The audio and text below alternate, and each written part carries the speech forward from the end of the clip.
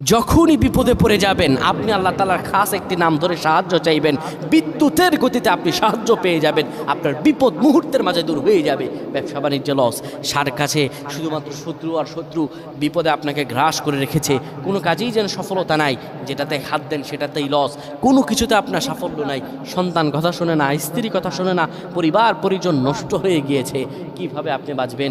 প্রবাসে আটকা পড়ে গেছেন, আসতেও পারেন না, কোনো কাজও পাচ্ছেন না, আপনি আমলটা করেন।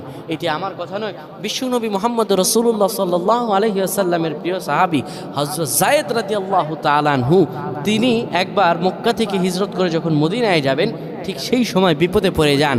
ওনাকে একটি লোক বিপদে আটকে ফেলে এবং ওনাকে হত্যা করার চেষ্টা করে। তখন তিনি আল্লাহ তাআলার এই খাস নামটি ধরে সাহায্য চেয়েছিলেন, আল্লাহ তাআলা তাকে বিপদ থেকে মুক্ত করেছেন। সুবহানাল্লাহ। সেই দোয়াটা কি? তিনি যখন বিপদে পড়ে যান তিনি বলেন, আগিসনি ইয়া রহমান।